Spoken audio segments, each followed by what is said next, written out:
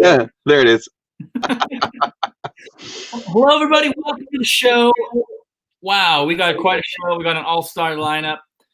I dressed up. I'm not wearing a hat. I comb my mustache. I comb my hair. I haven't combed my hair in so long. I don't know. How about you, Andy? When was the last time you combed your hair? Right before the show. Perfect. Well, everybody who's watching, comment. We want to know either who's watching, where you all are from, where you're all at. It's always fun to see that. We got all sorts of people watching on YouTube. Welcome YouTube. Welcome Facebook. We got an all-star studded. Is that all-star studded? That might not be actually a phrase. All-star cast. Xavier and Tahirah, who are going to join us in just a little bit. We're going to be talking about themes, cultural appropriation, and how to do better, which we can do better as soon as we identify there's a problem. So I'm actually very excited about talking about this today. But before we do that, we have a lot of industry news that's hit the table. Why don't you take it away first, Andy? Well, I think the big news last week was Halloween Horror Nights at all the Universal parks being postponed to next year. As in, next year will now be Halloween Horror Nights 30th anniversary for Florida, not this year. So they're just going to skip this year, just like the rest of us. Yeah, I mean, if you would have told me in March that, okay, we're going to go in lockdown and, we're going to go in lockdown for 6 weeks, which we did. And if I would have told you that in October, we would still be going through this, I probably would have said, oh, okay, that makes sense. But no, I would have been like, no, we got this. We're the United States. We can band together. We can get through this. And clearly, we messed it up. It's messed up. The metrics aren't there for it, it's devastating. Any type of big hit like this is just devastating for our industry. I take no glee in anything being canceled. No, of course I don't. I wanted it to be the case where we could be like Shanghai or the rest of the world, which has made it through. The plenty of examples, and they're getting back to normal life.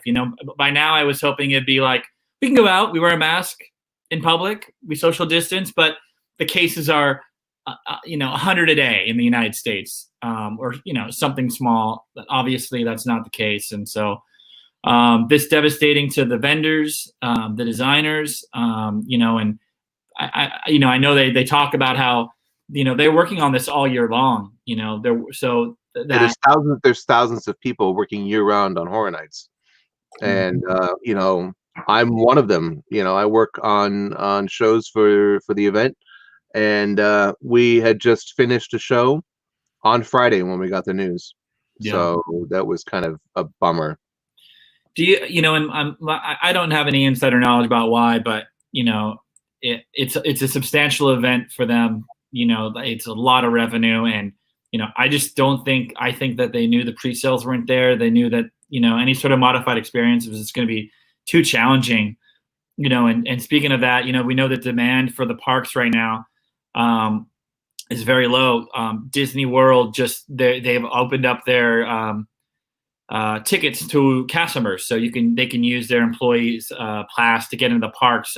They've released a couple days now through August 2nd. So it sounds like they're going to keep doing that. But what that's saying is that there's just not a substantial amount of people that are wanting to go to theme parks, and especially in Orlando, they don't want to travel to Florida. They don't want to stay in a hotel. And okay, can they afford to? Are they wanting to get COVID-19? It's very challenging time. Which is honestly why I was pretty stunned when they actually opened, because I said, well, who's going to go?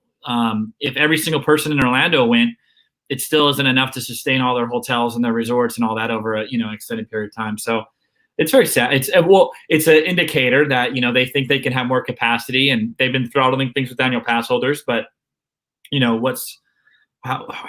know how long it's like I don't want to say it's on life support, but it's like they're chugging along there, and Halloween Horror Nights just wasn't going to be what they wanted.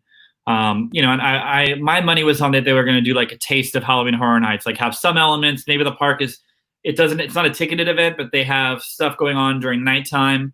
Maybe a nighttime show would happen, but I guess the metrics just weren't there for it. So they said, we're going to pack up shop and do it next. Very sad. Our heart goes out to everybody, of course, that's involved in that. Cause it's not what we want to have happen. Speaking of nighttime shows, there's news today that Shanghai is going to resume their nighttime castle show with fireworks. Yeah. I think as soon as this weekend, I think. If you had to bet, when do you think they're going to start doing fireworks at Magic Kingdom or Epcot? I would say probably not until Christmas time. Not until Christmas time. Christmas show. They have a ticketed Christmas show, don't they? Like they do like special ticketed Christmas event with the Christmas show. Yes. Or do they have later after? Very Merry Christmas Party. I'm not sure if that's been canceled. I haven't kept up with it, but I don't think they've announced that yet. Yeah. But I mean, out here there's no talk of Disneyland reopening anytime soon. I'm not hearing anything about that. Until we get out of our new sort of modified lockdown where, pretty much any indoor activity is banned. Yeah. Yeah. So I don't know. I would have to say, it maybe no pyro shows until next year in Florida. That's possible. And well, yeah, I mean, it's going to be, Epcot's the place where they always want to have fireworks, so people stay and go to the restaurants. But it's like, people don't want to go to restaurants right now, or I wouldn't want to go to restaurants right now, indoors and all that. So we'll see what happens, when we are, we're just going to be, here we are, we're doing the show to try to stay connected, but it's challenging news with all that. Any other news story? Any other news hit the fan, as it were, this week? Not that I can recall. No, I've had a busy week, so I didn't really watch a lot of news about it. But I think those are the main things, and certainly Horror Nights, was a super bummer, major bummer. Yeah, and I can also confirm that Paw Patrol is not canceled, despite what the White House press secretary said. It is alive and well. For those of you that were worried about Paw Patrol, I didn't know what happened. They were going on and on about I think cancel culture, and they said now I'm only going to take it from headlines. I don't know exactly what happened, but they said that Paw Patrol was canceled, and then that got out. Like now Paw Patrol is inappropriate because it's dogs or something stupid like that. There is a Chase is the kind of the commander, and he's a police officer, and so there are some people are like saying, oh, they're going to cancel Paw Patrol because there's a police dog, and that's not what's happening. I think that we could all agree that it's not about canceling everything that has to do with police. It's about reforming the police and allocating resources and training the police. And so it was like a cheap line that they were trying to use to joke about cancel culture. Yeah, it's just silly. But Paw Patrol is still not canceled, so don't worry for those that are worried out there. But we have some serious topics that I think it's ready to dive into it, folks. So we know we have a big audience here today, which is great that you guys all want to learn more about this. We are going to talk about cultural appropriations, problematic themes, and all that. If you guys want to comment, please do. We would love to have you guys talk. Try to keep it civil, of course. I know it goes without saying. It's all public. You don't want to be weird here, but we're trying to have an open, honest conversation. So without further ado, I'm going to bring out a couple people. Xavier and Tahirah. Okay, so hello, welcome. It's great to have you on the show. I'm big fans of you both. I'd love to have you introduce yourself. Give us a little bit of tell us about who you are, and then we'll go from there. We'll go ahead and start with Tahirah, okay? Yeah, hi. I'm Tahirah Agbamuche. I'm a recent Carnegie Mellon University grad. I wrote and proposed my own curriculum, which I recently graduated with. And at the moment, I'm working as a weird combination of a creative writer, costume designer, and general performer. I would really just call myself a very dynamic storyteller, depending on whatever hat is needed. That's great. How about you, Xavier? So I'm Xavier Treto. I am a theme designer. I've been in themed entertainment for about 10 years already, so it's been a while. My major focus is in environmental graphics, art direction, blue sky. I've worked with Imagineering as well as other design firms as a freelancer for many years. Got it. Great. So this is a, I just want to kind of lay it out there that, this is a very complex subject. Where I'm an imperfect messenger for it. I've been doing a lot of learning and trying to figure out where my blind spots are. And a blind spot, just so people don't know, is where like something that's out there that might be insensitive or or not or problematic, that maybe you just weren't aware about it. And I have had a lot of those experiences over the past several months, because let's be frank, we're a part of the culture and this system, the systemic racist society. Sorry guys, I don't want to blow your bubbles, that we're a part of it. And so we don't hear other perspectives, and it's all very normalized. And so it takes a lens change to reflect and to have empathy and to hear other perspectives, and to quickly realize that just because we grew up with it doesn't mean that it was right. So where do we want to start, everybody? now that we have that all laid out there.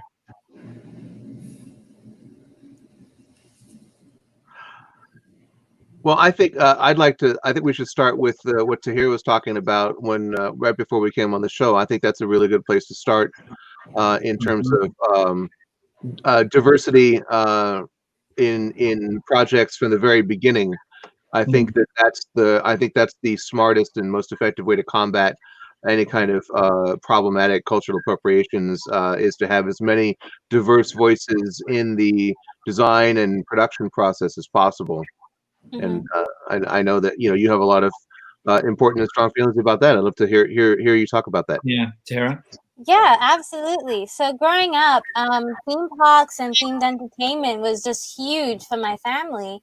But I would still go to the parks, go and see the shows. And even though I would see the parade performers and be like, wow, I want to do that when I grow up, there's this unconscious voice telling you that, well, you can't do that because you don't look like that. Even though no one's saying this, it's still unconsciously, it does tell you that dialogue. If you look up theme park designers and you don't see any designers who look like you or reflect your background, it does feel as if there's a barrier to entry. And this begins even before you enter the park gates, because the people who are even able to attend the theme parks in general and any kind of theme experience, it's very limited to a certain type of people and a certain type of demographic, which is where young children get inspired to grow up and do those kind of things. So if those people aren't necessarily coming into the parks, they're not going through thinking, I'm going to be a theme park designer, I'm going to design museum experiences. So those stories don't necessarily end up getting told because the teams are necessarily being told from diverse voices and diverse perspectives, because they're just not getting that same exposure. So we were talking earlier on about how do you gut check your projects and make sure that you are including diverse voices, making sure you're getting equal representation, making sure everything's authentic. And really the true way is to have multiple perspectives and voices on that team who can catch things that maybe you can't catch based on your background or where you came from. And and this is kind of 100% agree with you, Tahirah, about all that you just said. And one stumbling block that I see from people is, and I can only share my experiences, is I've worked really hard. It's usually a white person, usually a white guy, white male, straight male, saying, I've worked really hard. I've never had any benefits. The color of my skin, me being white, never affected my life in any way. I can't even say that with a straight face. But I'm gonna start laughing. It's just ridiculous. It's preposterous. Everywhere I got was exactly. I worked really hard for it, and this is my personal experience that I've learned is that I go about my daily life and I never think about my race in any situation whatsoever. And Xavier and Tahirah, do you like when you're out in public? Are you thinking about it? When you're in a meeting, are you thinking about it? Is it a part of your identity? Like, are you? Can you? If you go open to share that a bit, your experience with that? Sure. In a couple of meetings that I've been to and I've attended throughout my career, it has come into my mind a couple of times about my background and race. Now, my skin color is white, but my name is not. And, it does play into effect of, I did grow up in a family that could not afford to go to Disney or to Universal when I was a child. So the first time I entered the parks, I had to work for the company itself. And we knew about theme design and Imagineering and all that stuff, watching old Wonderful World of Disney videos on the Disney Channel when I was a kid. So when I walk into a room or a meeting and it's full of people that are white, it's very daunting, and it's very what's the word I like to put it? Overwhelming. And if like you really can't get a word out, or you really, you don't want to push your limits too far in this meeting, so you could stay there.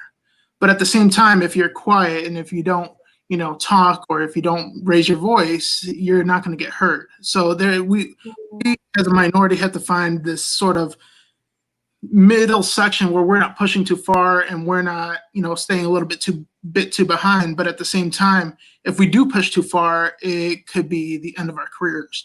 Or if we stay too behind, we'll just get drowned out anyways. Exactly. And piggybacking off of that, being a Black woman, I come across the angry Black women stereotypes. You're being too aggressive. And it doesn't necessarily mean that I'm even speaking in such a way where I should be perceived as aggressive, but it just seems that if I care deeply about something and need to make a point to make myself heard in often very male spaces, often very white spaces as well, that's just seen as, okay, well, be quiet, just sit tight and look pretty and don't cause problems. Or why are you getting so angry? If I'm just trying to prove a point. So I do have to consciously think about how I'm addressing people, which is something you should do on a day-to-day, no matter what you're doing. But I do have to think, well, let me think about my words and make sure that I'm not threatening anybody or appearing in a way that's threatening just because of what I look like on the exterior. Yeah. Andy, what about you? Do you ever think about, you're a white person, I presume. You identify that way. Do you ever think about your race in any situation ever? I certainly do now. But I think one of the things that I realized a long time ago, as I was entering the business, and also, like you and I, Patrick, we both grew up in Orange County in Southern California, and I grew up in Anaheim, and I think you're from Costa Mesa, and like. I realized that almost everybody in the industry is middle class, mostly white males that were in a position geographically and financially to be indulged in their interest in theme parks. That you were able to go to Disneyland or Universal Studios regularly because of where you lived, or because your family could afford to go there on vacation. And then you could afford to, or had the opportunity to, get an education in those things. And that was pretty much exclusively a middle and upper middle class, white people club for a long time. And, when I started coming to that realization, it started to open my eyes, but, certainly now in the last, 6 months or so, I mean, I certainly think about it as a lot more, really trying to learn and listen and reflect on, my own privilege, aside from, that realization of just sort of the availability of theme parks to people. Yeah, I mean, me and I come from the same background. We were able to go to the parks. I mean, to be fair, the annual passes back then were $80. But but when I was close proximity to Disneyland, and would go and from a privileged family, and but I will say, Xavier, I also watched the Disney Channel and the old shows, so I got kind of obsessed. Like, it was like a whole feeding cycle, and I have all these warm and fuzzy memories about it. and I'm very passionate and I work really hard, but you know, I've never had to worry about, you know, my race in a situation like, you know, you guys are having to worry about in that.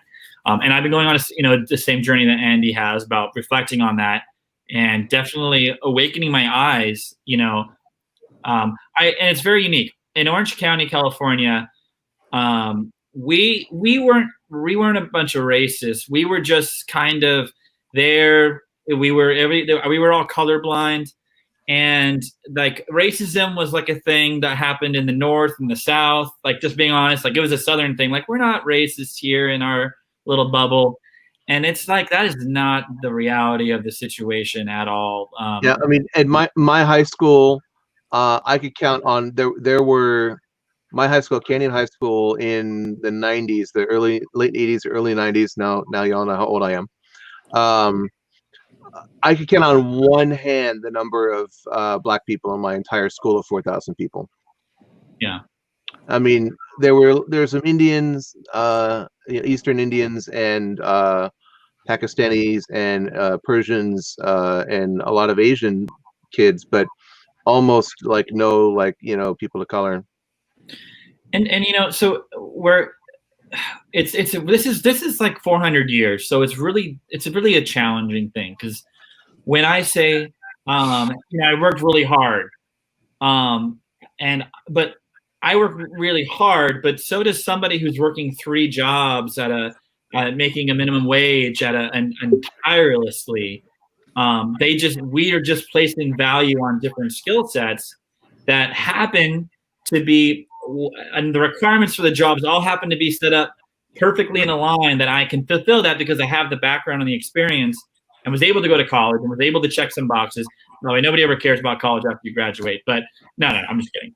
You got to graduate. But once you do, it's like everything's kind of lined up, and like, yeah, you need to work hard, but like the journey that I took is definitely a lot easier than what it would take for a person of color. 100%, hands down, no questions asked about that. You know, and we get to, you know, we're going to talk about problematic themes and cultural appropriation, but like, it's so important to realize how we kind of got here. And you nailed it on the head earlier, Tahirah, which is we did not have a diverse set of people in the room in Hollywood, in the entertainment industry, in the 20th century. You didn't have it. You didn't have representation. We know there was Jim Crow laws, segregation, all these things were happening. And you didn't have those voices. It was only white voices. And so naturally, it bled over into themed entertainment. Mm-hmm. So right off the bat, companies like, you know, Disney and, we'll just focus on Disney because we know the theme parks they're huge. They had a lot of problematic themes that were going on that for the time may have seemed very normal.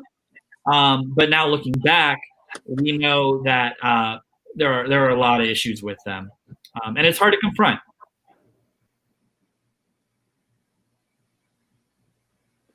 I'm just gonna no, I'm just kidding. Yeah. No, I think that, you know, these are all really good points, and I think that you know, I think that's a good segue in terms of, you know, some of the problematic themes in theme parks from the past and present and going into the future. I think, you know, like I said before, is, you know, I think the solution to that is to have greater diversity in the process from the very beginning. And I think that I certainly am going to be a lot more as proactive as I possibly can be to encourage that. I mean, I come at generally the end of the process with music and sound, but you know, but you know, there's all kinds of ways to encourage people, you know, with our show, you know, and on, you know, social media to, you know, support and lift up diverse voices. And I think that that's, like I said, the part of a big part of the solution to, you know, going forward and being a lot more empathetic towards other people's experiences and cultures. And you know, I think that the whole Splash Mountain thing started that conversation, you know, anew, you know, and I think it's important. And there's a lot of, you know, hair pulling and hand wringing and Sturm and Drang about that, and a lot of people are having a lot of, like, really strong emotions about it. And I think that's going to happen. Change is never easy, but it's important. Especially if it's something you grew up with. And that's why, as storytellers and as creatives, we have this responsibility to be aware of the stories we're telling, because it does shape into people's lives. They do take this with them throughout their childhood and as they grow up through adulthood to share with their children. So as these things get overhauled, this feels like a part of them goes missing, because themed entertainment especially immerses you in those stories, so they stay with you. So it's especially important that the stories we're telling are not harmful, because when we have to go back and think about it, which will happen, it's going to be difficult for everybody to let it go, including the creators themselves. Yeah, and I think so. Let's talk about problematic before we get into cultural appropriation. Let's talk about like problematic themes. So, I'm just going to give a kind of to be very clear, like about whitewashing history and not being true to what has actually happened during that era. So, theme parks in and of themselves are, a realistic or not realistic. They're like they're what's the word I'm looking for here? They're there's a word. Representation of the source material? An approximation? They're a glorified. There's a word. There's a glorified. Imitation? What's that? Imitation? Yeah, they're a romanticized version of reality. And so what we happen then is that, you have a very clean Main Street, but it's not really representing of what was really happening at that time, where you would have had, whites only, things like that going on. And I think that the perfect analogy is if you look at the story of Grease, which is the musical, play, and movie, a lot of fun songs. They do not address any sort of racist or social justice issues that were civil rights issues that were going on at the time. It's just completely just a bunch of white kids having a great time, no issues of any kind. And then you look at Hairspray, and that is a little bit more of a representation of the struggles that were going on. Same kind of younger generation, and they actually confront it, make naked material out of it. And these people, generations tend to look back at the prior, and they completely whitewash what was actually happening. Does anybody have any thoughts about why that's bad? Because people will say, well, why does it matter? Why does it matter, guys? What do you think? Well, I think it matters basically on the part of the people of color. When they think about those times, for example, like Main Street, and how Main Street at Disney is very clean, very, it's focused more on white culture. Whereas in minorities, my Main Street growing up, or the Main Street that they grew up in those times, were not that.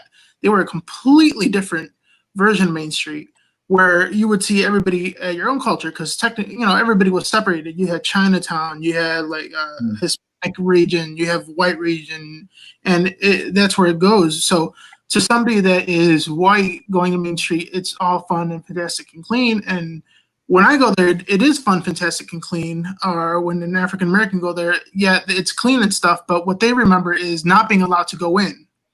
And, even today, when I was younger and I would go to a white neighborhood, I would get looked at, especially during the summer, because I tan, although I've been inside most of this quarantine. But I would be Hispanic looking, and I would go in, and people would stare at me because I don't belong, even though this was the 90s. Yeah. And so when I think of Main Street, that's what I think of, places where it's nice, but I really don't feel at ease being here because it's not meant for someone like me to be there. Yeah. Tahirah, what do you think? Yeah, to answer your question of putting rose-colored glasses on any period which had any problematic themes and why that's harmful, is it just erases those experiences. Like Xavier was saying, on Main Street and the whites-only fountain, colored-only fountain, when you change things in that way, so it's like, oh, well, it's harmless. What it actually does is it makes that piece of history forgotten. So then you think, well, this just never happened. So when this comes up, say somebody's grandparents lived through that time period and they bring it up, people start to forget what happened and just it's completely erased. So it's a complete untelling of that history. It's almost like writing somebody out of the story, and it's not inclusive, but it's also offensive too, in that way that it's actively saying this is not for you, but if you are here, you're going to take it from our perspective. Hmm. You know, I always thought. Sorry, no, they're not. There's no talk of that right now. And that's where after that conversation, maybe they will. No, but there's no talk about that, Brandon. Sorry, go ahead, Andy. Just want to get that out there. No, that's okay. Yeah, we don't want to spread rumors like that. No, what's funny is that I never thought about that until this very moment when you said that. And in my mind, I always thought of Main Street and at Disneyland and Walt Disney World and Disneyland Paris as being more like a glorification of the movie musicals and stage musicals like Hello Dolly and Music Man, as almost like stage sets representing those kinds of things, less about, and those movies had their own problems themselves, totally whitewashing society. But I always just thought of them as sort of like, homages to this stage sets of Broadway and Hollywood musicals that took place on sort of, the Main Street, and what's funny is that, Harper Goff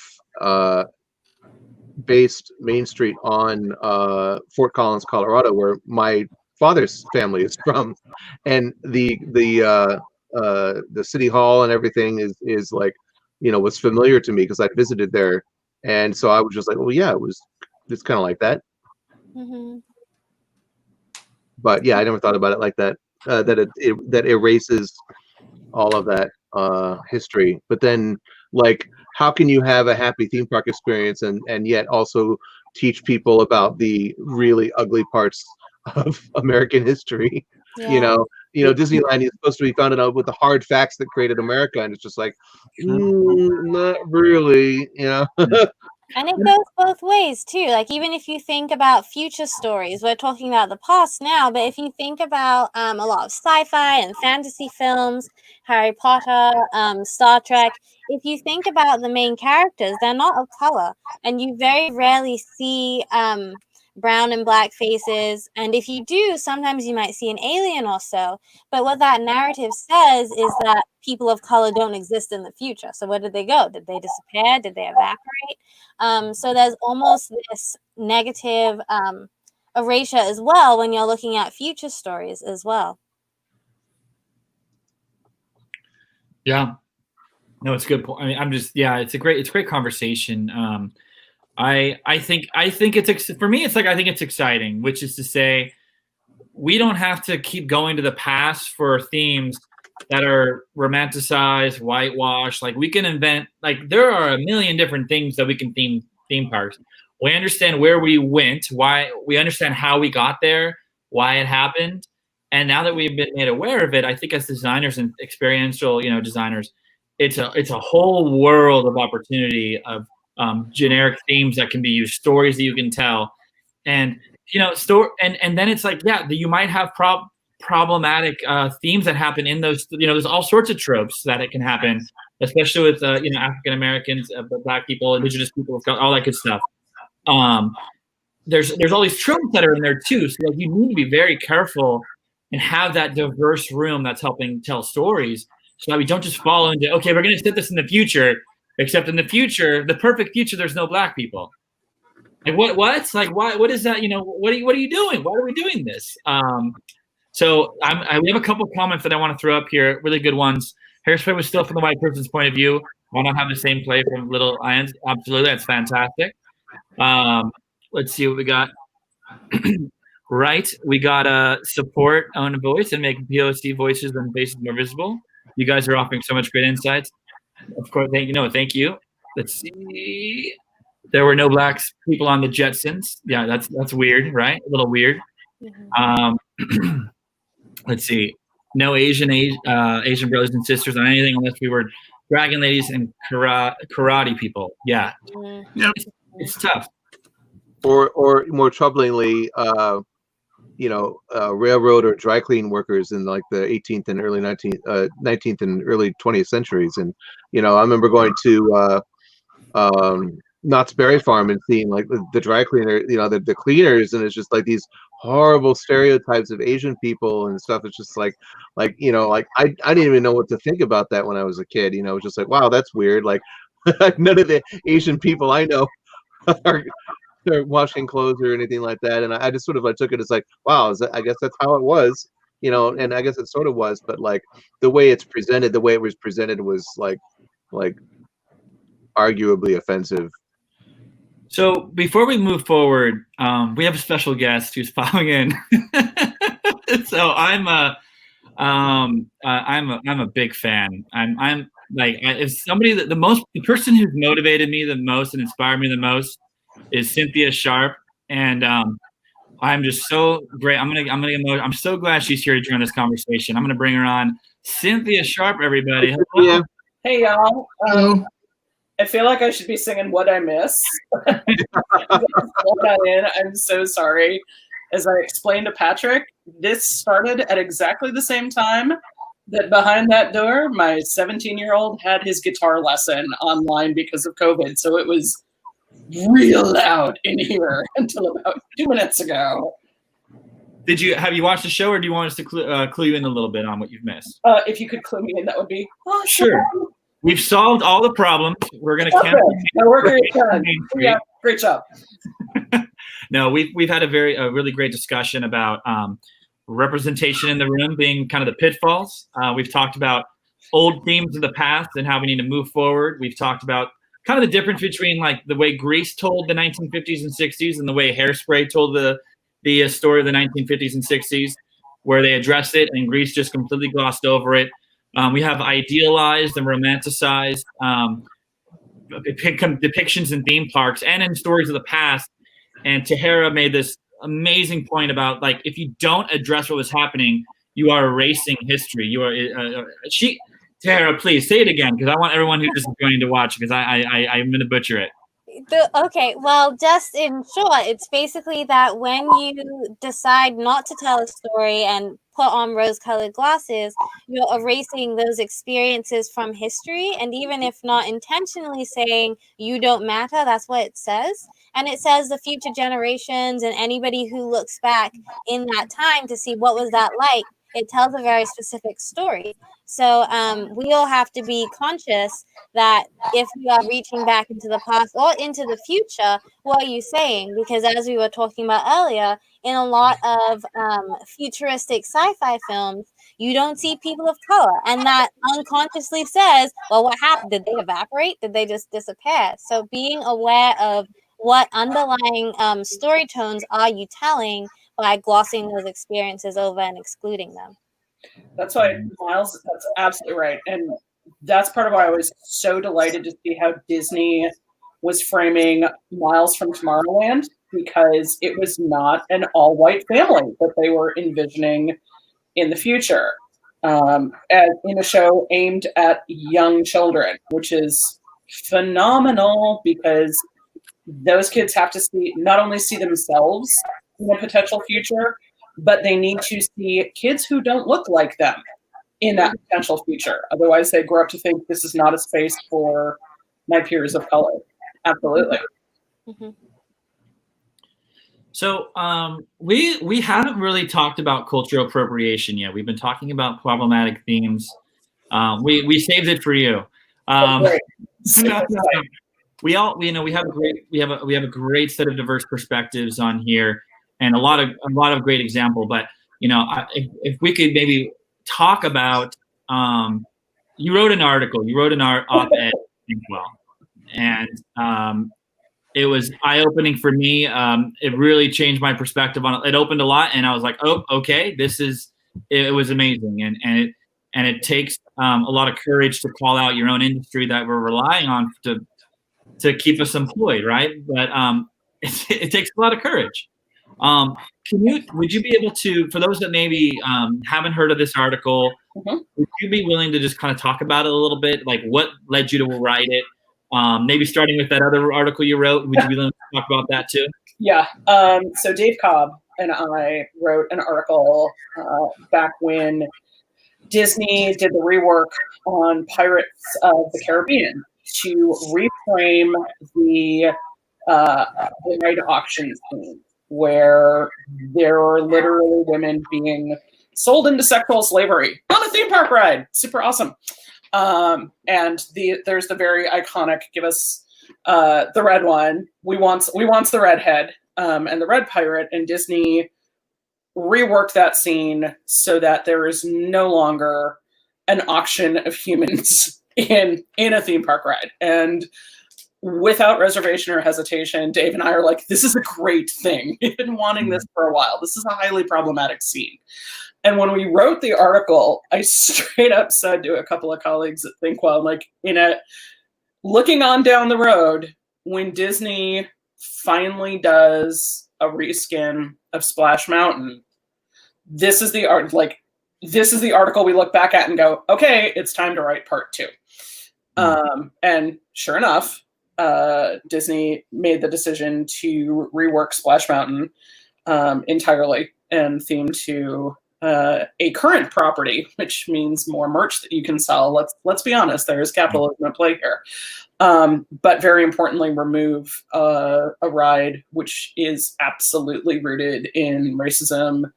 And the original Uncle Remus stories are in turn rooted in cultural appropriation and white supremacy, much as the original author claimed it was an act of racial reconciliation in the wake of the Civil War.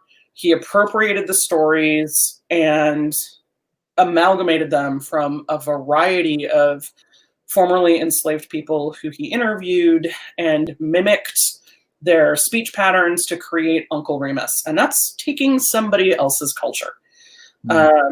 Cultural appropriation is really, really hard for those of us in the dominant majority culture, because we've grown up with so many of the things that as I came in, that I heard being talked about. We grew up with, there were no black people on the Jetsons. We grew up with, well, of course, the dry cleaner at Knott's Berry Farm was Chinese. We grew up with the movies where if there was even an Arab guy in it, he was obviously the terrorist. We grew up with Thanksgiving Pilgrims and Indians plays where you made the headdresses and stuff. So we grew up in horrible racist stereotypes and all kinds of cultural appropriation. I can't tell you how many women of my generation dressed up as geishas or did Indian princess when they were little girls or what have you. And it was fine. It was accepted. But the reality was we, as members of a dominant culture, were taking elements of the culture of a traditionally oppressed, marginalized culture, Indian headdresses, buckskin dresses, moccasins, kimono, and the iconic hairstyle of a geisha, and using them however we wanted, divorced from the context of their original culture with no respect or regard for the beliefs of that culture. Those folks had no say whatsoever about how we were using their culture, and usually using it in a way which was patently offensive. And it's hard. We make spaces, we make these immersive environments. And if you've been raised on or fed a steady diet of cultural appropriation is okay, it can be really hard to think through what's the difference between cultural appropriation and what is doing things respectfully. Disney's got a really great example of doing it respectfully, and it's how they developed Alani that I referenced in the article. I don't think the TEA has Joe Rohde's talk when he won the Buzz Prize a couple years ago. I don't think it's actually up on the channel. I wish it was. But he talked really eloquently in response to a question, I believe it was in response to a question, about how they made decisions in terms of the design process on it. And during his talk, he had referred to how Disney had ceded cultural authority, how they had. Oh, good. Somebody just pointed out that he talked about it at last year's D23, and that is on YouTube. So go look that one up too. He talked about how they ceded cultural authority, how they brought in Native Hawaiians and listened to them and followed what they told the Disney team about what would be respectful and what wouldn't, and how to authentically involve things and what to avoid. And they ceded that decision-making authority to those Native Hawaiians. They, as a result, then were able to make this cascading series of design decisions, which make the place feel that that resort could not be anywhere else in the world. It is fundamentally and profoundly respectful of the people and the place that it inhabits. And it's done very much in partnership with those folks, as opposed to, hey, we're going to build a Hawaiian resort on Hawaii. Thanks. So that's an example of avoiding cultural appropriation, and they did it really, really well. I have a question for you. So I hear some people say, hey, we're a melting pot. Like, I want to go ahead and wear the sombrero, or I want to go and celebrate this day, and I want to put on the outfits, and I want to dress my kid up like whatever. For the panel, like, what's the harm in that? Like, Xavier, what is that? How do you feel about that? If someone's walking around with a gigantic sombrero and a mustache, and that's kind of, I don't want to lead you, but how is your feelings about that? Oh, you're muted. Are you muted? We're good. I unmuted myself. There we go. So anyways, how do I feel about that? The sombrero thing doesn't really bother me. The mustache might a little bit, because then you're just playing into that whole, you didn't grow that mustache yourself. You just put it on there so you can look more Hispanic, or what the stereotypical Hispanic would look like. So having stuff like the sombrero or the sarapa, or that stuff doesn't bother me. Like I said, what bothers me is the mustache, or if you do the accents, sort of deal. When Moana came out during Halloween, they came out with the Maui costume, and there was this whole blow up about how this little child who was white put on the Maui costume, and people started getting offended because he was trying to be Polynesian himself. And it's a kid. He wants to be something he likes that he sees in the movies. It's fine. I wanted to be Luke Skywalker, Darth Vader, Batman. Batman's not Hispanic, but that's something I could dress up and be. He liked Maui as a character. That is fine. But when you're a full-grown adult and right and wrong, you can put on the sombrero, have fun, drink margaritas, drink beer. That's nice. But when you put on that mustache and you start doing that accent, that is starting to offend a whole lot of people. And some might say that the kid that's wearing the Maui costume, he needs to be taught from a younger age that that's not correct if he goes around and he starts speaking in a Polynesian accent. Mm-hmm. And I think with the Maui costume, the big problem from what I was reading was the tattoos on the costume, not necessarily the costume itself, because the Polynesian culture has a very, very specific reason of what those tattoos mean. And in many cases, those tattoos are earned. They're not something you just pull on in a onesie. So to put that on a costume, then it becomes like, okay, well, my life story, all of my life's achievements are now denoted to a costume in itself. And I think that it's not necessarily the child himself who needs to learn right from wrong, but the designers who are branding this and saying, yes, this is okay. And that's the same thing in fashion too. We have a lot in the general fast fashion culture, as well as in fashion shows, because that's where a lot of my background is. You see something cool and ethnic and you want to throw it on the runway and it'll be great, but it's not, you're now taking out of this context and then having it be this fun parade, different thing that you like to see, but you're not thinking about the reason that it exists and why it existed in the first place. So you're just stripping it of its value. So, I totally agree. I appreciate you guys saying everyone's sharing their perspectives. So let's talk. Something that's really challenging is it's like it's one thing to stop selling maybe insensitive things in a gift shop. Mm-hmm. It's kind of a whole other thing when we have architecture. And I want to just say that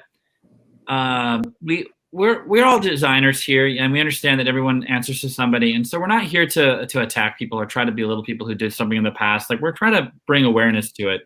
But like when we look at something like this, I'm going to pull it up on screen, which is, for those of you that don't know, this is the African outpost area at Epcot.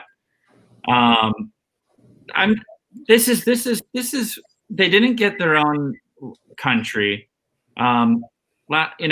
Africa is an entire continent. Correct me if I'm wrong about my geography. Mm-hmm. And all these other cultures, all these other land or areas got represented with full scale representation.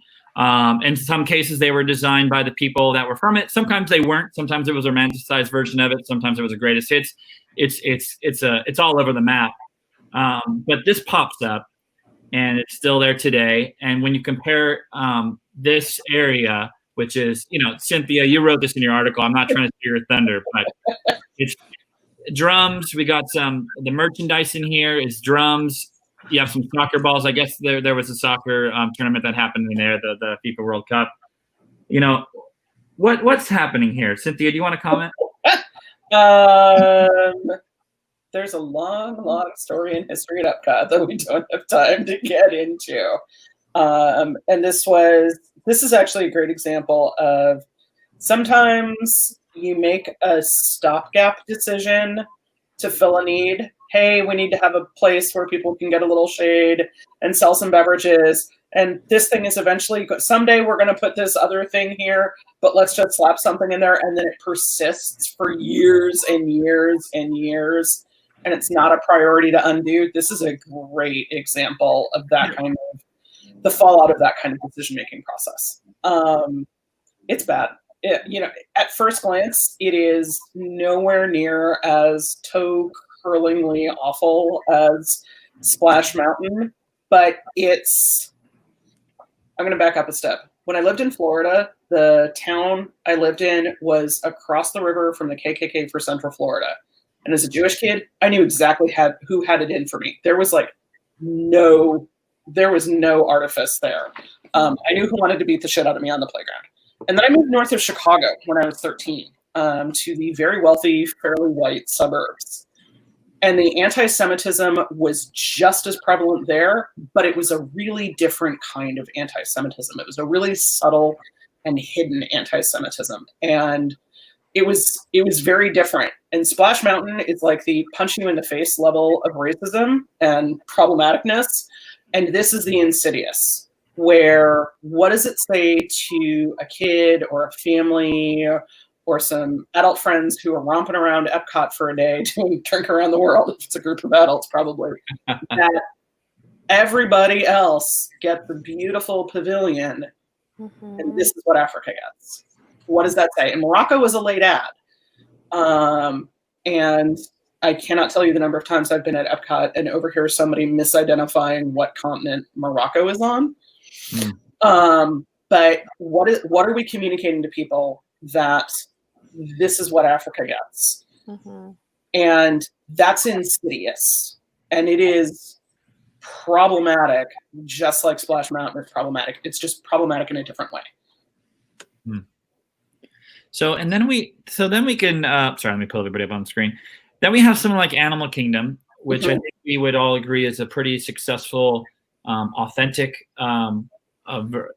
representation, where we probably wouldn't consider it cultural appropriation. We'd call it cultural representation, celebration, taking you to places that are very interesting, representing those cultures as authentically as you can in a theme park. I'm going to pull up a picture of here, and maybe we can talk about it if anyone's willing to talk about the differences. It's going to take me a second. So somebody say something while I pull this up. Please. Hey, how you doing? My internet's slow. Something's bogging down my server with talking to 5 people at once. I promise I'm not streaming off of your connection. It's not my fault. It's lovely to meet y'all. Sorry I was late. Likewise. Yeah, no problem. So they've taken the effort to we don't have it. Everyone can just recognize what Africa looks like in Animal Kingdom. It's very detailed, from the streets to the graphics, all represented. It is a place. It is a location. It is a perfect setup for the safari adventure. And I think, what's really interesting is most people can kind of look at this scenario and say, okay, yeah, that's not great. Then we have clear examples. And then let's say we go to something that's a little more deep-rooted, deep-rooted, and we say, hey, that thing that we did in the 1960s, the Tiki Room, let's talk about that. That's also problematic. And I'm going to pull up a picture of it, I swear, and just skip ahead to the Tiki Room. So, I know. That's not it. Luckily, I don't have anything weird showing up. All right, hold on. Oh yeah, great. Oh my God, it's your my desktop, life. Patrick. How many tabs do you have open? That might be your Only a few. Okay, here we go. Everything's. So last time I did a live show, I showed a confidential document live. So this is going a lot better. Way to go. Yeah. Okay. So Xavier, you had some feelings about this. Yes. Do you want to kick it off? So for me, the Tiki Room, and let's start off with, I love the Tiki Room. Tiki Room is one of my favorite things to go see at the park. But, that's only because when I grew up watching The Wonderful World of Disney on the Disney Channel, hearing Walt talk about the animatronic birds and the Tiki Room and how they were doing everything. So I got this romanticized notion about the Tiki Room itself, and I go there and I enjoy it. It's everything that I've seen. But the problematic thing for me is it's playing off stereotypes of not just the Polynesian culture, but many cultures. And for example, Jose, the macaw, you have to wake him up for the siesta in order for him to start the show. And that's playing to the Hispanic or the Latin stereotype that, during siesta time in Mexico or somewhere else, all Hispanics take naps. When in reality, siesta was meant for, a lunch break, and it's too hot outside to be working or doing anything outside. So everybody goes away, cools off, then comes back and starts working again. And then you have Pierre, the other macaw, who is the French version of a macaw who has a longer beak because he's French. And that's playing into the stereotype that French people have long, big noses. And that's not even, like I said, not even getting into the Polynesian issues with the Tiki Room, where you have tikis all around you singing songs, and we're taking these tikis and to the Polynesian culture, tikis are their ancestors or their gods. They're their religious totems that we're just taking and turning into cartoon characters. And like I said before, I love the Tiki Room and I love tiki culture, but there's better ways to do this show if we had to do a rewrite. And I'm not saying Disney's going to do a rewrite or they will ever, but if we do, we could just work around this and make it a little bit better. The song is amazing. The atmosphere is amazing. Everything about the room is amazing. I would just lean away from sort of the uses of the tikis or the playing to the stereotypes of each bird's nationality. Yeah, and everybody has what are like called blind spots where you don't even realize things that are not good. And until I read this was news to me. Like I was like, oh, oops, like yeah, that's not good. Oh my goodness, like I never thought about it. And we kind of addressed it earlier that we're in a systemically racist society, and it's really hard. Like we don't have that exposure. No one's ever in my entire life mentioned this. And then as soon as that bell is rung, I'm like, oh, little quick study, like a little Google searching, and I'm like, oh, no. Yeah, you kind of can't unsee it once that bell's rung. And I say this as someone who loves a good gungaloosh on the patio at Trader Sam's. And yeah. And Tiki Room and Jungle Cruise, like it's like a 1-2 punch of greatest hits in that area of the park. I mean, I'm with you, Cynthia. Like, I mean, I have a tiki bar at my house, and it it made me really think about it with my housemate, and he's put it together mostly, and I realized that, like, the way it is like it's more tropical than tiki, and I think that's like that feels a lot more safe to me than like the cultural appropriation of like the tiki totems and the ancestor sculptures and things like that. And then Trader Sam's, is almost leading into like Adventurers Club kind of like exploration, which can be problematic too, because it could be there's a lot of colonialism symbolism in that, and the Jungle Cruise, with the Belgian Congo and South Pacific and like Southeast Asia and things like that. And it's like, I mean, like, it's just all starting to get so cringy, and it's just like, okay, here's what we do: just flowers and plants, that's it. Flowers and plants and boats, and nothing else. Yep, flowers and plants and boats. Oh my. Yeah. That's the solution that I've just come up with. I both want to see and don't want to see the Jungle Cruise movie, and thus the implications for how they might rework that ride. Because having the movie, there's no way they're just going to yank the ride out. Right. So it's like, hello, you've built up a movie property, a franchise around this ride. So of course you're going to attempt to revitalize it the way that you did. It's the snake eating its own tail. It's what's going to happen. Yeah. Well, for that ride, I think we all know that ride is not going to be the same in a year than it is. There's going to be adjustments, and there's things that are like very cringy, and then there's some that are okay. They're going to have to analyze it. We all know that they have a list, and they know what's going on, and they know what they need. They know how to get things up to snuff. And it's just about time and money and effort, and we know with Splash Mountain that there is serious dollars behind it to retheme an entire attraction. That's not like changing one scene.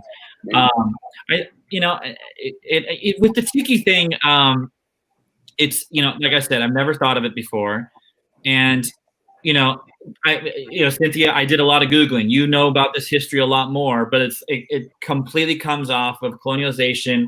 Now we're gonna steal this whole thing, and in the 1900s or the 20th century, we're just gonna go and take all these things and put it here and put it in LA, and it's really cool and hip and trendy. And it's probably, there's all sorts of problems with it, how we're treating it. Like if for those that are religious, like if people were eating out of Jesus's or drinking out of Jesus's, that'd be kind of weird. That'd be really weird, and I wouldn't. It's definitely disrespectful. For everybody, it's a huge blind spot for me. And that's why it's so important that you have a diverse set of people in the room on your project team. Like, you have to have it. It's so important. Before we move off of the Tiki Room, any other thoughts about that before we move on to the Mexico Pavilion? I know Xavier has some thoughts about that. I can't wait to hear them. Great. So let's see. I'm gonna fumble with my. This one's a good one. I don't want to say it's a good one, but this is a little more on the nose. Some things are hard to find out in regards to maybe where they should have had somebody take a look at it, and some are just pretty obvious. This ride that existed, and I know there were a lot of engineers that worked on it, and they put up a bunch of swastikas in the air. Tahirah, you pulled this reference. What did you think of this? So I was just looking into new parks that were coming up and anything that was like problematic or had issues. And this particular attraction, the ride vehicle, it's actually supposed to be a falcon. And when it's flat on the ground, it's just 4 birds. They look pretty normal. and then it goes up into the sky, and it's like duo spinning swastikas, and it's honestly quite terrifying because you can tell that it was designed in an echo chamber, because if you had just picked it up and stepped away from it for 5 minutes and looked at it, there's no way there was not a drawing of this.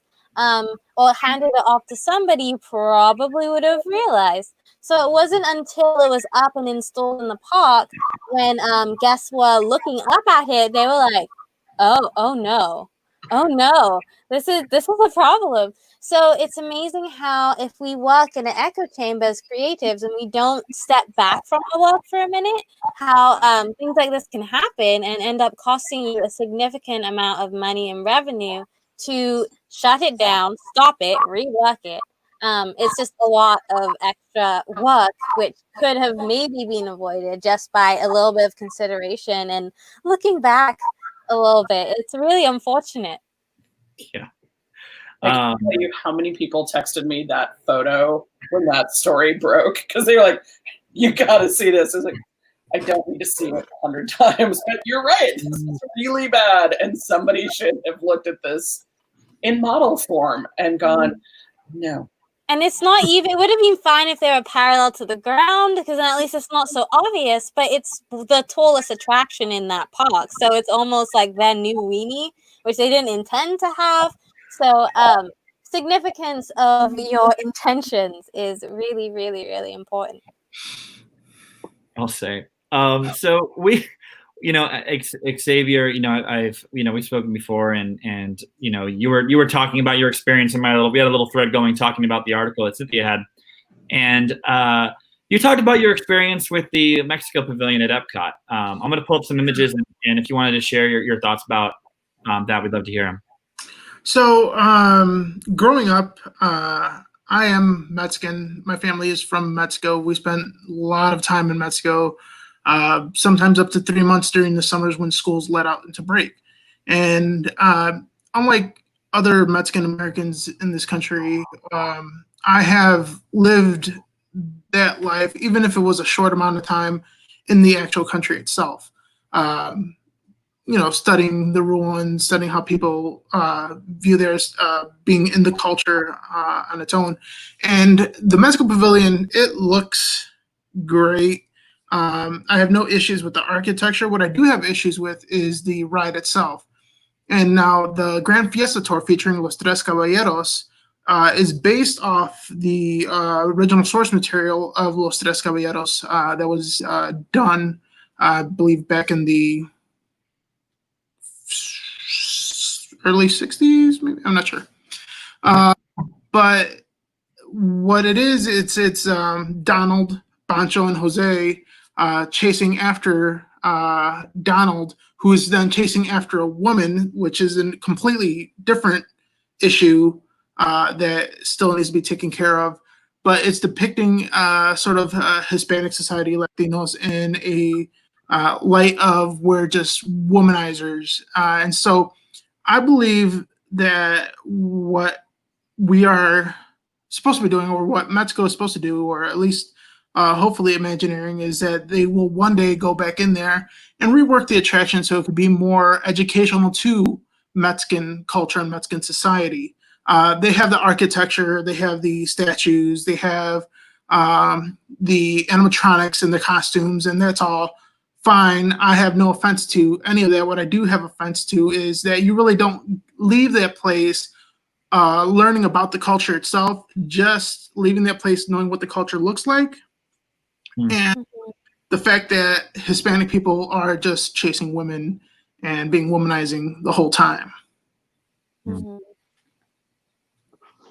Well, I always thought it was weird too that they chose the Three Caballeros because, wasn't the Three Caballeros like Brazil, Argentina, and Cuba, and not Mexico? So Donald is an American duck trying to learn about Latin culture, where then you have Jose, who is Brazilian in the nature, and Pancho, he's Mexican. He's got the mariachi sombrero, he's got the zarapa, he comes out during that whole Mexican scene, and he's always toting guns, shooting like a cowboy. Oh, that's right. that's not what Like the the pata.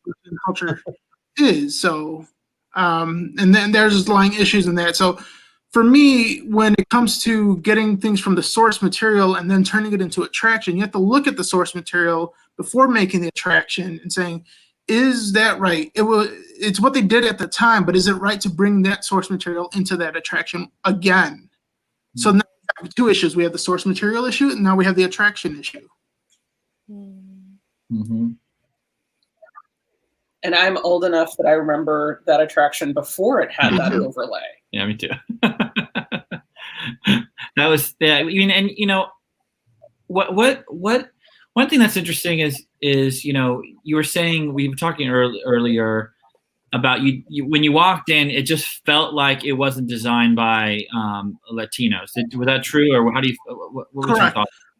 When I walked in, you had I had a sense of feeling of the fact that it is designed with somebody who studied the architecture, somebody who studied, you know, people, but wasn't really there. When you do that, somebody who was from Mexican culture and has been to Mexico and lived their whole life, there's certain things that are not right. It's a romanticized version of what Mexico would be. And earlier we were talking about how Joe Rohde designed Harambe Village in Animal Kingdom, and he designed it to a way where it looks lived in. That's what it looks like to be on location. The wall's not going to be perfectly repaired. It's going to be damaged. There's going to be rust on fences. There's going to be a trashed bike in the corner. Whereas if you go into the Mexico Pavilion in Epcot, it's so clean. The architecture, the people, everybody is just perfect. And in reality, it's quite not like that. It's a very romanticized version of Mexico. And that can be said about all the other pavilions in Epcot, except for the African Outpost. Yeah. There should be a whole lot more pigeon poop on the steps in the Italy Pavilion, for instance, if we're going to be authentic. The Mexico Pavilion felt really sanitized to me when I walked into it the first time as an adult. When I was a kid, it didn't quite click. And after I went to Disneyland as an adult, I went to Disneyland the first time when I was about 5 and then didn't go back for years and years and years and years. But after the first time I went to Disneyland as an adult, I went, oh, it's like based on the restaurant that the ride goes past and the water but it's just skinned Mexico instead of Bayou. Got it. And that made it feel even less authentic and respectful. It was like, you can swap some cladding around. And as a designer and as somebody who has worked on projects that were in Epcot or projects that were in Animal Kingdom, I could learn and I could study a lot about African culture, but there's not that same love or passion that you put in the design as if you were from that culture. What I think that theme park designers or theme park companies, when they want to represent a culture, I think what they should do is not only bring in people to work on the story and work on the stuff, but designers who have lived that life or who have roots in that sort of culture to start designing themselves. And Mexico would have been beneficiary to that. When I worked on something for Animal Kingdom, Joe Rohde, when he gets your design, he scrutinizes that design and tries to make it as authentic as possible. And he brings in people to help him do that as well. I remember learning that the ornaments that they hung on the doors at Animal Kingdom Lodge was created by a African artist, and he created each individual design for those shields, and then Imagineering replicated those designs so they could place them on all the doors. But the fact that the original design itself came from somebody of that culture just gives it a whole other meaning and a whole other authenticity that you won't get from somebody that only studied it but isn't a part of that culture. Yeah. So I guess my question. Oh, sorry. Does someone want to say something? No. So we've gone through and identified, problematic issues, and we know that companies know how to do the right thing. So now it's just a matter of going back and making adjustments. Right now we have a lot of people out there that are about to enter the industry for the first time, and they may be placed in a weird spot where they're supposed to design something and they have no business doing it because they're just not given the resources. And I guess I'll look to you, Cynthia. Like, what are some recommendations you have for the next generation to how to identify when something's weird like this and how to speak up about it? What do you the hardest question in the world goes to you. It's like, why do I always get the next gen question? Thanks, dude. I knew I should have had a bourbon before I came on the show. Just bourbon, huh? Straight up, dude. I would argue, okay, absolutely honest. I know in this particular economic climate, this is a terrifying thing to even consider. If you are lucky enough to land a gig in this particular industry as a newbie, saying anything that might get you in trouble. I get it. Believe me, I do. That said, you have the cloak of being the newbie. It gives you the power to ask the question. But you have to be really tactical and strategic in how you ask the question. You get handed an assignment to write a narrative or like do some research or write a narrative or do a study or do a sketch. And you can ask, hey, I want to make sure I have everything in order. What's our standard research process? Are there researchers on staff I need to be talking to? Do I do my own research? Do we have a dossier from the client? What is that? And you can open up the conversation from the research angle and in the, I want to do this the right way for the company, and I want to have all my ducks in a row so that we don't get in any hot water with whatever I produce. Point me in the right direction. And that way, if there isn't one, you can say, listen, in the current climate, I want to make sure I don't want to do anything that's going to read wrong to the potential audience. Do we have a review board? Do we have subject matter experts? Who can I run this past? And you can you can keep the conversation going that way with your employer. Some companies, they're not going to have the bandwidth for that, and they're not going to see the value in it. And there may well come a point where you are just going to have to do the best you can as somebody very low down in the hierarchy at a company that's not on board with thinking that way. And that's awful. But in that case, the best you can do is do your own homework, reach out. You can reach out to academics who have backgrounds in this. I can't tell you the number of times when I was working on exhibits at the Museum of Science and Industry as a wee baby museum person, where when we were doing something for Black History Month or Latino Awareness Month, I was reaching out to people at the DuSable Museum. I was reaching out to folks at the Mexican American Museum. I was reaching out to professors at the University of Chicago and UIC and Northwestern and what have you. I was reaching out to community groups and asking them, even though MSI didn't necessarily have those rigorous processes in place, they had some of them, that didn't hold me back from making my own phone calls and doing my own research. And whenever possible, I could then bring those people to the table. I could go to my boss and say, hey, I've been talking to so-and-so over at the Mexican American Museum. Do you mind if I bring them in for one of our creative sessions, and sort of nudge the door open that way?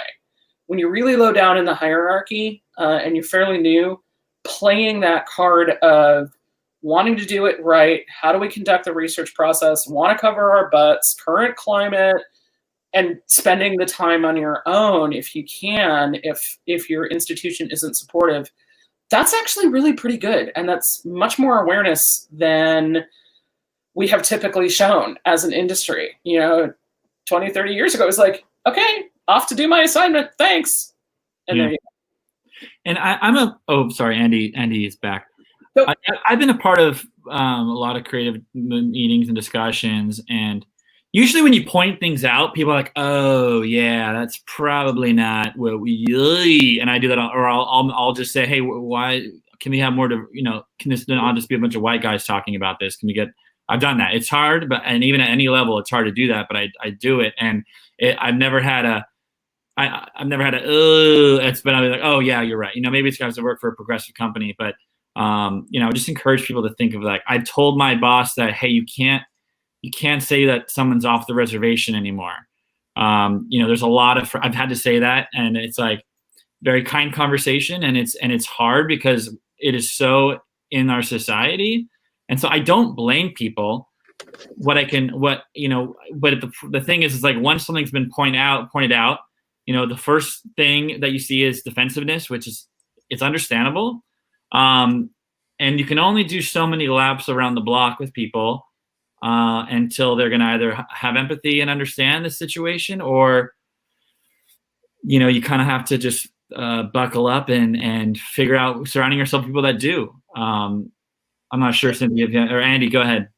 I worked on a project where I was doing music and sound for a show, and they had a white dude doing the voiceover for a black person. Oh boy. And I was just like, what are you doing? Like, like, I mean, maybe the public might not have known that or known the difference, but like, we know. And it was just like, I couldn't believe it. And I'm just like, and there was like no money to redo it. And I'm like, I don't care. I'm doing it anyway. And I called up a friend of mine, and he did the voice for me, and I paid him. And it was, this whole thing. But it was just like, man, like just thinking that that's okay at all, was shocking. And just like, I couldn't believe it. This is a really interesting thing, and plays into the listening. There's so much pressure on people of color to be the sole voice for a whole people and represent all POC views. Tahirah or Xavier, do you have any thoughts about that, if you're willing to share? Yeah, definitely. So as I was saying earlier, my background is in theater and in fashion design, and I usually wound up being the only person of color, and also the only Black person. But even in university, in college, anywhere I worked, anytime there was an issue, there was, Tahirah, solve racism. And it's like, if I could solve all of the problems in the world, do you not think I would do that? But then when I say I don't have the answers because I personally do not relate to this topic, we all need to do research as a whole, sometimes it's taken as, well, why don't you know this? Or, well, I don't know it because clearly I'm white, so therefore I don't know. But like Marinka was saying, there definitely is this assumption that by being not white, you already have all the answers to the problems. And that's not true. And it's not necessarily fair to expect any one person, regardless of their makeup, to have all of the answers. Absolutely. Xavier, do you have any thoughts about that? Have you ever faced that? Yeah, just to, go off that is I've been in a lot of blue sky meetings and meetings where I am the only person of color, even though, like I said before, my skin tone's white, but, culturally I'm not white. And there is a fine line where if it's very daunting to be in that meeting or be in that room and being that only person of color, because they do expect you and to see or to chime in whenever there is something that's inappropriate that's going on. And a lot of the times, I don't know what that inappropriate thing is because I haven't lived in that culture that we are trying to create for the parks itself. And when I am, there's this gray area of, should I push hard so people can recognize that this is wrong, or do I stay behind or do I sit back and just let it go? If I push too hard, then it could be to a point where I have overstepped my boundaries, and I hate that the fact that we have to think that way as people of color, of overstepping boundaries in a room full of white people, or sitting back and letting your voice get drowned out by all these people. And it's very, very it's heavy on people of color's shoulder to do that. And I wish I could be in a room where there's more diversity in these meetings. That way it doesn't all fall on the shoulder of that one person who is of color to bring up the topic that is there. It's really hard. And when I started out in the industry, that's all it was. And as time went on, there was more people of color joining in, and things were getting more inclusive. But yeah, it's just something that we have to work on. I mean, and I want to say that, channeling a lot of classes and things I've been a part of, most of the time it's Cynthia who's doing it. But like, this is like a white person problem, so it's not up to Xavier and Tahirah to fix it. Like, we need to, as white people, need to be the ones in the room that are calling out racism. It's not their job to do that. That's not why they're supposed to be there. We're all gonna have blind spots, and there are so much more to people of color and of all colors experience that is not just pointing out racism. That's the bare minimum that white people, everybody should be doing. We need to harness the storytelling. We need to have Black directors that are directing the Black characters so that they're doing it authentically, which is a problem that happens in theme parks quite a lot. Like, there are so many things of why we need to do it. It's not just about calling out racism and where there's being the person of color that needs to represent all races, which is just ridiculous. It is not the responsibility of BIPOC to open the door or to get in the door. It's our responsibility as white people, particularly those of us who are in positions of power, in hiring authority, in authority to make the teams, in authority of how to allocate budget, set salaries, what have you. It's up to us to not just open that door, but to take the fucking door down, break out the drywall, and expand it to like multiple sets of French doors that are thrown wide the hell open so lots of people can come on in and not have to fight their way in through this artificially narrow entrance. And that's not just an entry-level thing either. It's got to be up and down the chain of hierarchy. You look at museums, their diversity stats have gotten better over the past couple of years, but it's largely entry-level. It's not in decision-making capacities. The C-suites are white, the boards are white, and we've got the same problems going on the theme park side of the industry as well. And so getting a more diverse set of employees in at the entry level isn't enough. It's about removing those barriers, widening the doorway at every level of employment. Yep, absolutely. We have some comments that want to come in. So, and having safe space for people to make mistakes and have meaningful conversations about why things might be taken in the wrong way instead of shaming the person who made the faux pas and cancel them. Yeah, absolutely. I think that, we talked about it a little bit earlier, which is, you have conversations with people and the first thing you're going to have is defensiveness. People are very, they know what their experience was, and every single person has struggled. And so they come at it with their point of view. Hey, I worked really hard to get here. I studied my butt off in college, but I got to college. My family, we weren't really, we weren't poor. We were just lower middle class, but we had cable and we went to Hawaii. Like, okay, hold on a second here. Every single person has their own journey. And we're not here to negate that in any way, but it's like, once you take the burden off, people say like, it's not your fault that you were raised in this society. But once we point it out to you, only for so long, at a certain point, it becomes your responsibility to make changes or to open your eyes. And we're not trying to tear anybody down unless you just completely ignore things that have been demonstrated as problematic, because then you can only go so far. And the biggest frustration I have is the amount of excuses that we make to keep white males in power when they fuck up. Get them okay, it's fine to majorly F up. Sorry, this is a children's show. It's not, but Like, I don't need to have 10 lawsuits for a news reporter who's sexually harassed and done or worse, which is a horrible thing.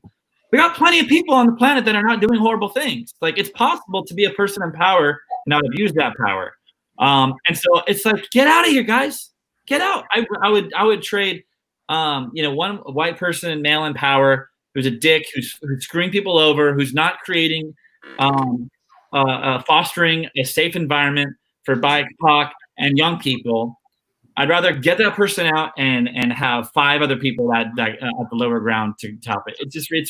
It's astronomical how much of the industry is there to keep people in place. Anyways, it's every industry too, but it's not just our industry. Don't get me started about higher education. Yep. I think my hair is getting more and more frazzled as this gets. You're reaching Yahoo Serious proportions.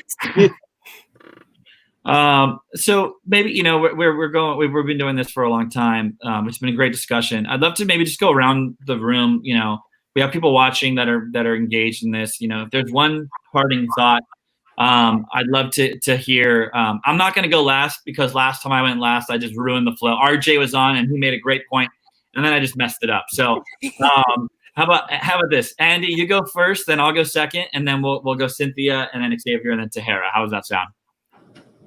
Oh no. Andy, any closing thoughts or discussions of what you heard? It's funny I've been doing music for media for 25 years now, and not once until tonight had I considered my role in all of this cultural appropriation discussion. Whenever I'm asked to do any kind of ethnic music. And in recent years, in the last 5 or 10 years or so, a lot of that is Chinese music. And I'm working on a project for China right now. And it's funny is that a lot of times Chinese clients will ask you for Western style, like film score style music for their attraction, or cartoon style, like they mean like, sort of Mickey Mousing, Carl Stalling kind of cartoon music.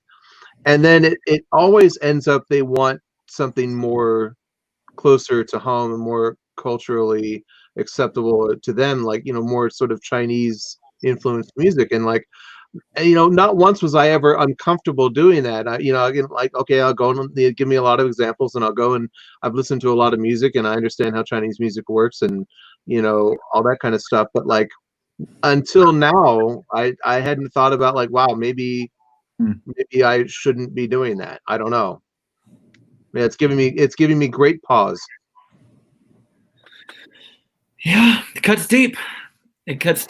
I appreciate you sharing that. I'll share my perspective on this. That gosh, my hair. Sorry, I gotta figure this out. Okay. I'm gonna send you some clippers. I have this. COVID Oh, hair. There you go. My wife's something or other. That's very one of Henry VIII's wives. I've been going on a journey for the past since December of last year, and it's been having a lot of conversations. And I would for anybody watching, have conversations with as many people as you can. We all have blind spots. If you see something's about to get canceled and your immediate response has been, oh, I don't understand that. That was my thing for Splash Mountain. I saw it, I heard about it, the petition, and I was like, well, I don't really understand this. And I had a lot of conversations with a lot of different people from all different backgrounds. And you'll hear all sorts of different perspectives when you do that. And so I'd recommend, if you're questioning anything, is this bad? Or is this wrong? Or is this problematic? Have conversations about it. Do the research. And don't beat yourself up about it. As soon as you've been made aware of something, you then have a responsibility to act on it. And I've been trying to do that over the past 6 months and trying to make a difference. And anybody can do it. Anybody can be in the room. That's not true. Not everybody can say things, but I want you to encourage you to build allies in the room with you. When you have more people that are all tuned into this, it gets easier. So that you're not the only one representing this. And I'm doing everything I can. And I'll say this to anybody out there, especially white males. we need to do better about this. We need to get rid of these blind spots and not be defensive because we grew up with the Tiki Room. These are stereotypes from the past. It's okay to look forward to the future. So with that, I'll throw to Cynthia. So just a couple of really quick hits. Trying not to repeat myself from previous things I've said on Patrick's various shows. You have like bunches of shows. It's true. Sarah Cole, who's executive director at the Glazer Children's Museum in Tampa, and who's a flippin' genius and a goddess, and I love her to death. Grew up in a fairly conservative area of the Midwest and tells the story of how uncomfortable it is talking with some of her family members about this stuff, but that it's important and you got to have the conversations. And that one of the real turning points for her in some of the conversations with folks, particularly white men who were grappling with this for the first time and really, really having to look deep inside and confront the entire way that they'd been raised and the culture that they had been raised in and everything that media had beamed into their noggins for years and years and years, was not, me pointing this out to you doesn't mean I think you're a bad person, but you were raised and indoctrinated in a bad system, and the system's broken, and it hurts everyone. It hurts everyone to differing degrees, and as white people, we have more power to undo some of that system. I'm not saying you're bad. I'm saying the system's bad. And that's been making that pivot has been one of my greatest tools in talking with people around here where I live. I live in Kansas, which is not exactly known as a hotbed of liberalism, I might say. But even I, as out front and out there and writing about this and talking about this and going on stage after stage at conference after conference, there are times when I don't lean into it as fully as I should. And the big thing for me is coming around to figuring out paying attention to when I do that and going back and leaning in. Example from this past school year, I've got a teenager. He just wrapped his junior year, and their summer reading last summer included, among other things, The Underground Railroad by Colson Whitehead. And for some god unknown reason, the junior English teacher, in teaching the book and in discussions, took the position that the book it's not about racism, and that the character who is literally termed the slave catcher wasn't a bad person. He just had a rough childhood and a bad upbringing, and completely shut down the conversation of race and racism and systemic racism and how toxic it is, missing a really great opportunity for discussion. And my kid came home and told me this, and I hit the roof, and I was ready to email the administration. He was like, no, we got it. We argued with her. Nobody in the class is buying this. We're fine. I was like, okay, you know what? I know him. I know his cohort of peers. I'm sure they were plenty lippy. I don't need to intervene. You know what? I should have dropped an email to the administration that night and not let it simmer, because that should have been my clue that she was going to make other potentially subtler and harder for the kids to pick up and push back against systemically racist positions as she taught various works of literature over the course of the year. At the beginning of this summer, I went back and dropped an email to the admin and said, listen, that book is on the summer reading list this year. It needs to not be taught the same way next year. And by the way, 70% of the reading list for seniors last year was white male authors. Can we fix that? Learning and accepting that I don't get it right all of the time, but that I have the power to go back and do it better. Whenever I have that opportunity, I need to take it and not just be like, man, I screwed that up. I'll do better next time. If there's an opportunity for me to do better, just better late than never. Well, that's great. That's great. Thank you for sharing. We have a comment. Y'all put so much thought and passion to this topic. Thank you so much. Well, thank you for watching. And share with your friends. We'll be here all week. Xavier, any closing thoughts? My closing thoughts is for those people that are entering the industry, especially people of color. Just keep working hard, keep pushing. Don't be quiet just because you feel like it's not your place to talk or it's not the subject that you are, you know, an expert in. But eventually somebody's going to hear, and eventually you're going to run into those people that can help and will help and open doors for you. Just keep going at it. All right. And Tahirah, I'm not going to say much after you're done because I don't want to mess this up. Go ahead. Closing thought. I would say my closing thought is being aware of the platform that any one of us has. We all have an unique voice, an individual platform, and we all have powers to support each other in a different way as we each cultivate empathy towards each other. But there's one thing that if you're feeling, well, how can I fix this or how can I solve these problems? You don't necessarily need to solve a problem, but the next time you're in a meeting and you notice someone is trying to say something, regardless of where they come from, just saying, hey, Sam is trying to say something, or I think Sam has a point, that alone can just pass the mic and make that transition so much easier. So just lending an ear and being sensitive to people in the room who might have a bit of trouble speaking up, or maybe they need just to talk to somebody after a meeting or where something happens. Just offering that small piece of kindness can definitely go a long way. And I'm very grateful for the people who have done it for me. And I consciously make an effort to elevate voices in the room who are just having a little bit of trouble taking the mic sometimes. Well, this has been our best show ever. This has been a fantastic discussion. I want to thank our guests for coming on. Please don't leave. Hang on, don't leave, because we're going to talk after we go live. For those watching, please share this. This is going to stay up here on YouTube and Facebook. Everyone knows that I do a lot of content. All I want you to do is share these important conversations. When I see somebody share something on LinkedIn that's something that's important, it means the world to me. So please share this important content. We're trying to make change in the industry, and awareness is a key. And so we just really appreciate all of that stuck with us. We love our regular watchers. We love the folks that joined us today.